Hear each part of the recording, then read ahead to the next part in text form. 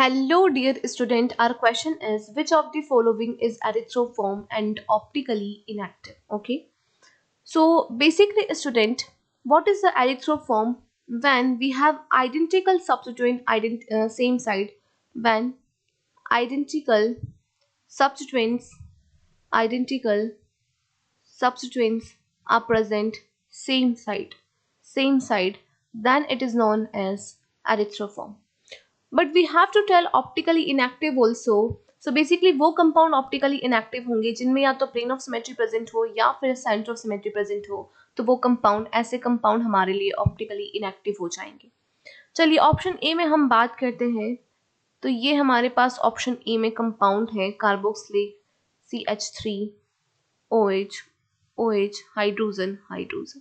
इसमें यहाँ पर आप देख सकते हो इस कंपाउंड के अंदर कि यहाँ पर ये OH ग्रुप और OH ग्रुप जो है आइडेंटिकल सब्सटेंट है, और ये आइडेंटिकल सब्सटेंट क्योंकि सेम साइड प्रेजेंट है तो डेफिनेटली ये हमारे लिए एरिथ्रोफॉर्म हो जाएगा. लेकिन यहाँ पर हम कोई प्लेन अगर यहाँ से पास करते हैं तो इस तरफ है कार्बोक्सिलिक और इस तरफ है मिथाइल ग्रुप, मतलब इस कंपाउंड में प्लेन ऑफ सिमेट्री प्रेजेंट नहीं होगी, और प्लेन ऑफ सिमेट्री प्रेजेंट नहीं होगी तो ये कंपाउंड ऑप्टिकली एक्टिव हो जाएगा. This compound will be optically active.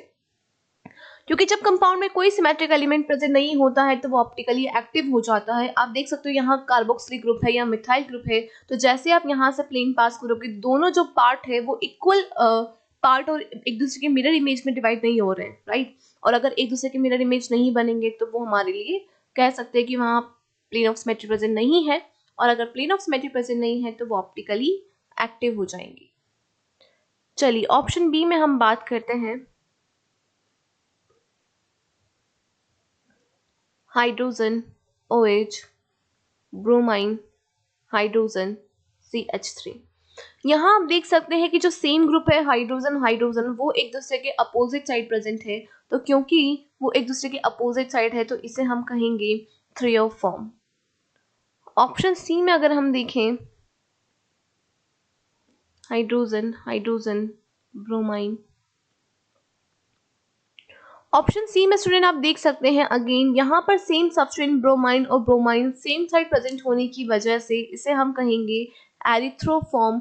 और यहाँ पर आप देख सकते हैं जैसे ही आप इससे यहाँ से प्लेन पास करेंगे, प्लेन पास करने पर दोनों पार्ट्स तो इक्वल पार्ट्स में डिवाइड हो जाएंगे और दोनों एक दूसरे की मिरर इमेज भी होगी, तो दैट मीन्स यहाँ पर प्लेन ऑफ सिमेट्री प्रेजेंट है.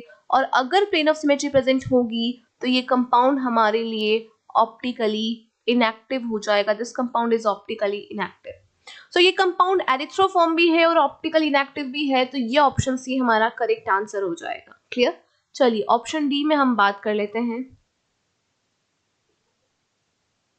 CH3 hydrogen OH Br. Option C में स्टूडेंट आप यहाँ देख सकते हैं हाइड्रोजन और hydrogen, that means identical groups are present opposite side. तो अगर ये एक दूसरे के अपोजिट साइड प्रेजेंट होंगे तो ये हमारे लिए हो जाएंगे threo form. Okay, so option C is the correct answer. Thank you.